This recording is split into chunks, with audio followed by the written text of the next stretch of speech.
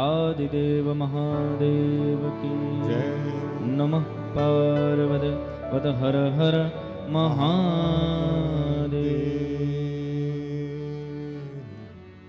भगवान शंकर के पावन नाम स्मरण के साथ उन्हीं की पावन लीला में हम सब प्रवेश करने जा रहे हैं।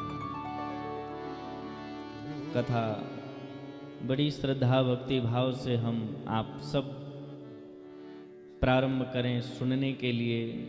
आप तैयार हों, मैं कहने के लिए तैयार हूँ। उससे पूर्व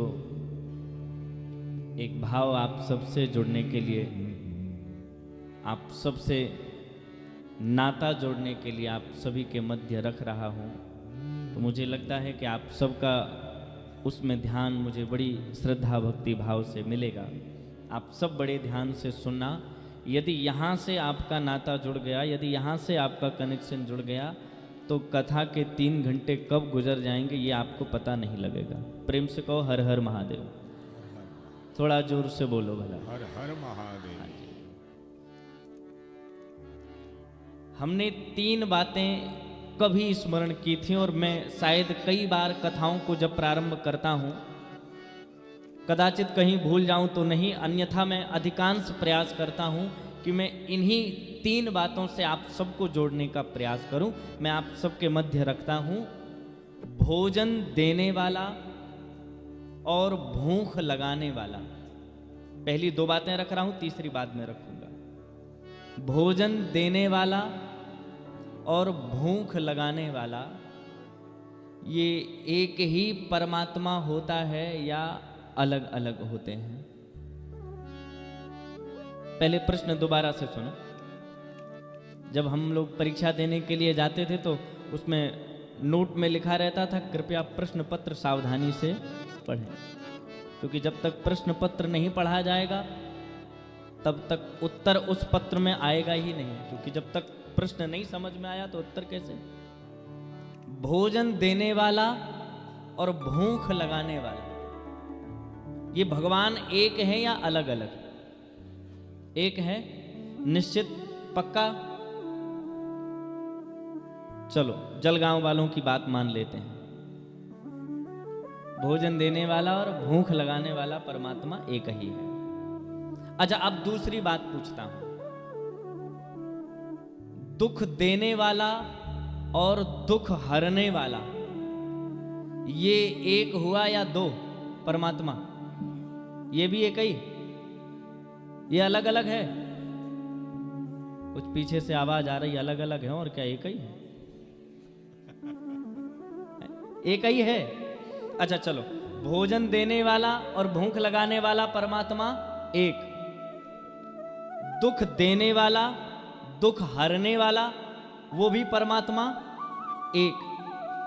चलो आपकी बात ही मान लेते हैं। वैसे तो इसमें मैं एक बात अपनी रखता हूं, दुख भगवान न किसी को देते हैं और न किसी का हरते हैं, तो फिर दुख मिलता कैसे है? बोले राम न मारे काहू को ना हत्यारे राम, आप इते मर जात है कर कर खोटे काम। बोलो हर हर महादेव। को न काहू सुख दुख कर दाता, निज कृत कर्म भोग फल भ्राता। दुख तो स्वयं के कर्मों के अनुसार, परंतु फिर भी हमारी आपकी जो सूक्ष्म मानसिकता है ना, उसमें हम दोषी भगवान को ही मानते हैं। तो चलो आज उनको ही दोषी मान लेते हैं, क्या बुराई है? रोज मानते हैं उनको, तो आज और सही। भोजन देने वाला भूख लगाने वाला परमात्मा एक, दुख देने वाला दुख हरने वाला भी परमात्मा एक। अब तीसरी बात पूछ रहा हूं, यहां आपके पास होने और फेल होने में थोड़ा सा आपको बड़ी सावधानी रखनी पड़ेगी। जरा सा इधर उधर हुए तो तुरंत फेल हो जाओगे, 2 में पास हो गए। अब समझना जरा, कथा कहने वाला और कथा सुनने वाला, ये एक या 2? एक या 2? एक। तो फिर हमें औरैया से क्यों आना पड़ा? हम यहीं रहते, एक ही होते, या फिर आप ही जलगांव वाले उधर पहुंच गए होते। बोलो एक है कि 2? जो टिके रहे वही है, एक ही है। हाँ, जो लोग घबराए कि गलत हो गया यार, चलो बदल देते हैं, क्या बुराई है उसमें। परमात्मा एक ही है, भोजन देने वाला, भूख लगाने वाला भी वही परमात्मा है। वही भूख लगाता है और वही परमात्मा भोजन की व्यवस्था भी करता है।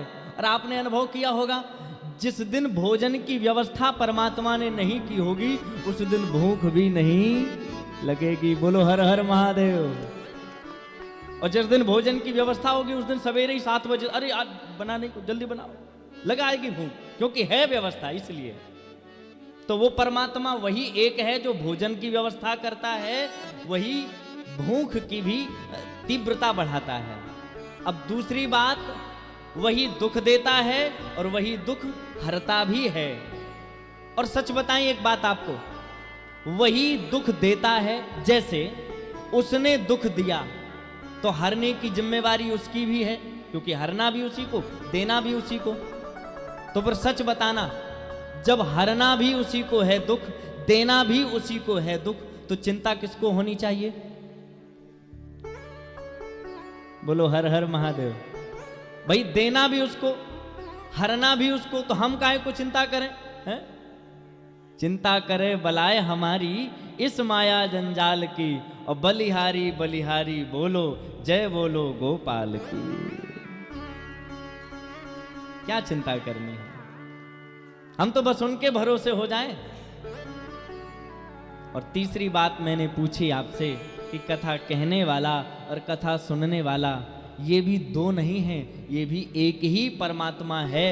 वही परमात्मा किसी एक में बैठकर कह रहा है, और वही परमात्मा किन्हीं अनेक में बैठकर सुन रहा है। न मैं कह सकता हूं ना आप सुन सकते हैं।